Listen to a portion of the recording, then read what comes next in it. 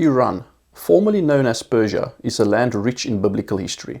Names like Cyrus, Darius, and Xerxes echo through scripture, reminding us that God has always been at work in this region.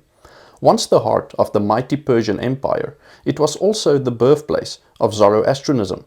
But since the 7th century, Islam has dominated the religious landscape of Iran, and today it stands as the epicenter of Shia Islam. Following the 1979 Islamic Revolution, led by Ayatollah Khomeini, Iran transformed from a westernized society into one of the most repressive Islamic states in the world. Sharia law became the law of the land, and secular freedoms were swiftly dismantled. Christians, especially converts from Islam, were forced underground. Despite this, or perhaps because of it, Iran has become home to one of the fastest growing Christian movements in the world. It is estimated that in 1979 there were just 500 Christians from a Muslim background in Iran. Today there are hundreds of thousands. Some believe more than 1 million. Many Iranians are turning to Christ after years of disillusionment with a regime that promised hope but delivered poverty, corruption, and fear. In Iran, state and religion are one. To reject Islam is to reject the government, and that is dangerous. Stephen Morales, in his radical documentary Hard to Reach Iran, notes how Iranians are truth seekers, not afraid to ask hard questions. With Islam so closely tied to repression and control, many are walking away from it, not just toward atheism, but towards the gospel. Dr. Daniel Shayesta, once a high-ranking Islamic revolutionary, came to faith in Jesus after receiving a death sentence. Today he testifies that many Iranians, especially the youth, are drawn to the message of Christ because of the stark contrast. Islam demands obedience through fear, but Jesus offers love, grace, and personal relationship. Miraculously, many encounter Jesus through dreams and visions. Their lives are radically changed, freed from addiction, healed from disease, or restored in relationships.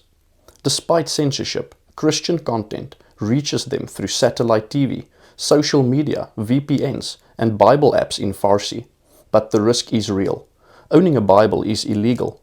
Apostasy, leaving Islam, is punishable by imprisonment or even death. After the 2010s, all Farsi-speaking churches were closed. House churches now meet in secret. Small hidden groups, often unaware of one another's existence. One believer shared how they thought they were the only Christians in their city, only to discover later there were over 500 house churches. This movement is largely lay-led, often by women and those with no formal theological training. Discipleship takes place through encrypted chats, satellite teaching, and brief visits from trainers.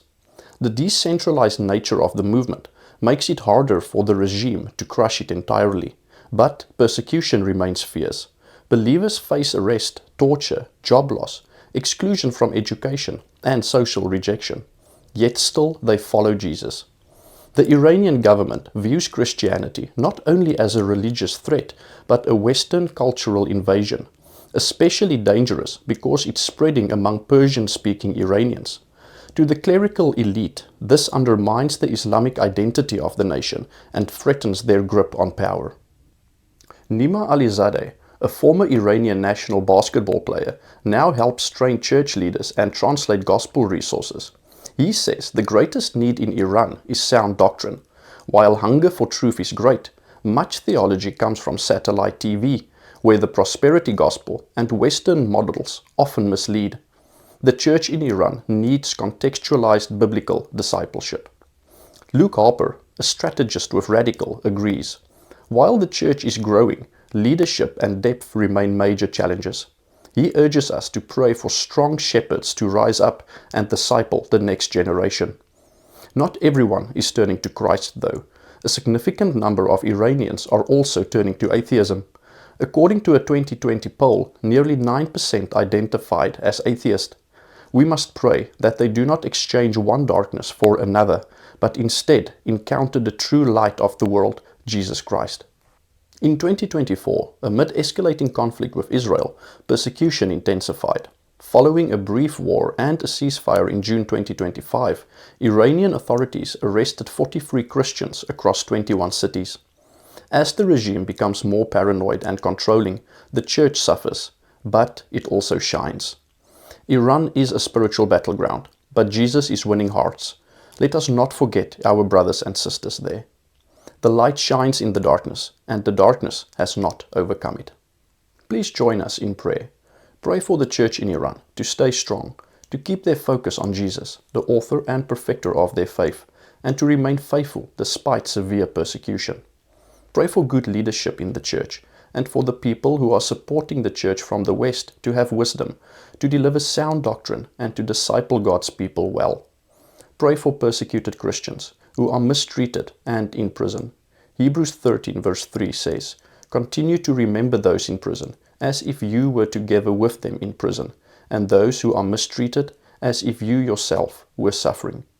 Pray for the peace agreement between Iran and Israel to last, and for God's kingdom to come in Iran.